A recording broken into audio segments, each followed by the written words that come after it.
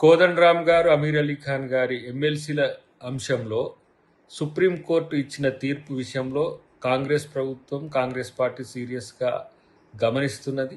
ఆ తీర్పు తాలూకు అంశాలన్నింటినీ కూడా ఏ విధంగా జరిగిన కాన్సిక్వెన్స్ అన్నిటిని కూడా గమనించి రేపు సెప్టెంబర్ 17న జరగబోయే ఫైనల్ హియరింగ్స్లో మా వైపే న్యాయం ఉందని చెప్పి మేము ఈరోజు ప్రూవ్ చేయగలం. ఎందుకంటే గత గవర్నర్ తప్పుబట్టి పక్కన పెట్టిన వాటిని 2 సంవత్సరాలుగా మేము ఆ ఖాళీలను నింపకుండా ఈ ప్రభుత్వం ఉండలేదు, ఈ గవర్నర్ కూడా ఉండలేడు.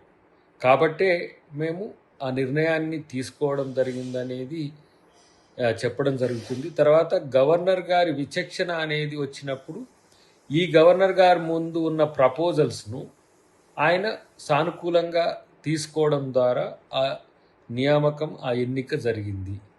అది అసెంబ్లీలో, మండలిలో ప్రమాణ స్వీకారం తీసుకోవడం జరిగింది. దాంతోపాటు వారు గత కొంతకాలంగా ఎమ్మెల్సీలుగా సభలో కూడా, సభ నిర్వహణలో కూడా వారు ఉండడం జరిగింది. కాబట్టి ఈ అంశాలన్నీ సుప్రీంకోర్టుకు ఆ సమాచారము ఇచ్చే ప్రయత్నం చేస్తాం.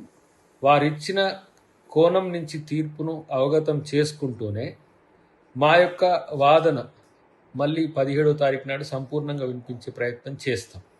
కోదండరామ్ గారిది, అమీర్ అలీ ఖాన్ గారిది రద్దు అయినట్టుగా ప్రచారం చేయడం అనేది సగం సమాచారం మాత్రమే.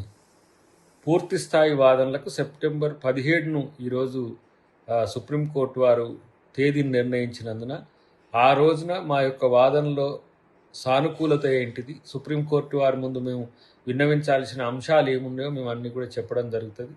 గతంలో కేసీఆర్ గారు సరైన పద్ధతిలో నియామకం చేయలేకపోవడం వల్ల, లేదంటే సరైన పత్రాలు సమర్పించలేకపోవడం వల్లనే గతంలో గవర్నర్ తమిళసై గారు ఆ ప్రతిపాదనను తిరస్కరించడం జరిగింది. కాబట్టి అది వాళ్ళ సమస్య. అప్పటి ప్రభుత్వం ప్రమోట్ చేసింది అది అప్పుడున్న వారికి హక్కు మేరకు, లేదంటే అప్పుడున్న ప్రభుత్వం యొక్క బాధ్యత మేరకు.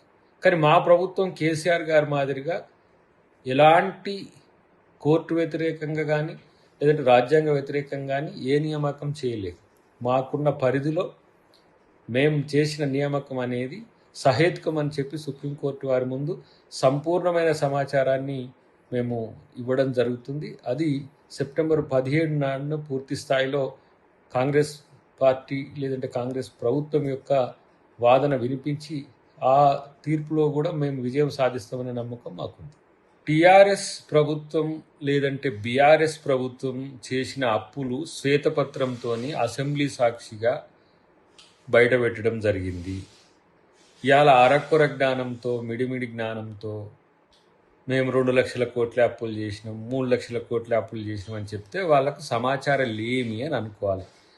మా జీవన్ రెడ్డి గారు ఏదో ప్రెస్ మీట్ పెట్టో లేకపోతే ఏదో సమాచారం ఇచ్చినట్టుగా మేము చూస్తున్నాము. ఆ లెక్కలేవో తేలాలంటే మీ వాళ్ళని అసెంబ్లీలో దాని మీద చర్చ పెట్టవనండి, అప్పుడు తెలుస్తుంది. శ్వేతపత్రం విడుదల అనేది అది అఫీషియల్ కాన్స్టిట్యూషనల్ డాక్యుమెంట్. అది అక్కడ వచ్చిన అప్పుల వివరాల మీద కాంగ్రెస్ ప్రభుత్వం కట్టుబడి ఉన్నది. మేము ఇప్పుడు ఈ 20 నెలల కాలంలో తెచ్చిన అప్పుల గురించి చర్చ చేస్తుంది కదా. మీరు తెచ్చిన అప్పులకు వడ్డీనే దాదాపు 80,000 కోట్ల పైసలకు కట్టాల్సి వస్తున్నది. ఇలా మీరు పెట్టిన వైట్ ఎలిఫెంట్స్ ఏవైతే ఉన్నాయో వాటిని నిర్వహించడానికే సమస్య అవుతున్నది. రెండవది, అతి ముఖ్యమైనది ఏంటంటే మీ వల్ల ఇంకో అప్పు పుట్టకుండా అయిపోయింది. ఉన్న ఆస్తులన్నీ తనఖా పెట్టి, ఉన్నాయన్నీ అమ్మి ఇంకో బ్యాంక్ వచ్చి అప్పు కూడా ఇవ్వలేని స్థితికి ఈరోజు రాష్ట్రంని నెట్టివేసిన పరిస్థితి.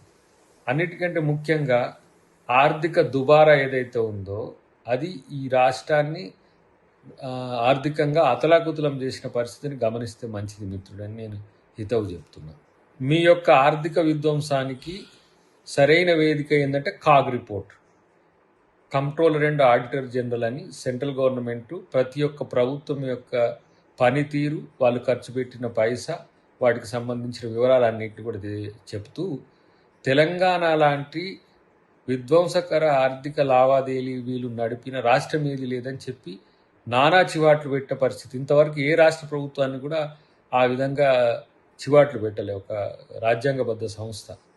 కాబట్టి కాగిచ్చిన రిపోర్ట్ చేస్తే ఈ రాష్ట్రాన్ని మీరు అధోగతి పాలు చేయడానికి, రాష్ట్రాన్ని దివాలా తీయడానికి ఏ విధంగా ప్రయత్నం చేసిందో తెలుస్తుంది. కాబట్టి ఎవరో ఇచ్చిన సమాచారం బేస్గా మనోడు జీవన్ రెడ్డి కనుక మాట్లాడితే మళ్ళీ సరిచూసుకో మిత్రం అని చెప్పి ఆయనకు నేను తెలియజేస్తున్నా. అంతేకాకుండా దీని మీద మీరు ఎలాంటి చర్చకు సిద్ధమైనా సరే మేము దాని మీద సమాధానం చెప్పడానికి రెడీ. ప్రత్యేకించి నేను మనోని ద్వారా కూడా చెప్తున్నా, జీవన్ రెడ్డి మీకైనా కొంచెం ఏమైనా అవకాశం ఉంటే మీ నాయకుడిని వచ్చి ఈ లెక్కలన్నీ తేల్చమనండి. మీరు ఉత్తగానే ఏంది ట్రోల్స్ కొరకు లేకపోతే అబద్ధాలను ప్రచారం చేసే ప్రాపగండా టీం కొరకు ఇలాంటి ప్రకటనలు చేయడం వల్ల తెలంగాణ సమాజాన్ని తప్పుదోవ పట్టించిన వాళ్ళు అయితే తప్పితే అంతకు మీకు ఏం లేదు. ఆ పని చేయొద్దని చెప్పి నేను తెలియజేస్తున్నాను.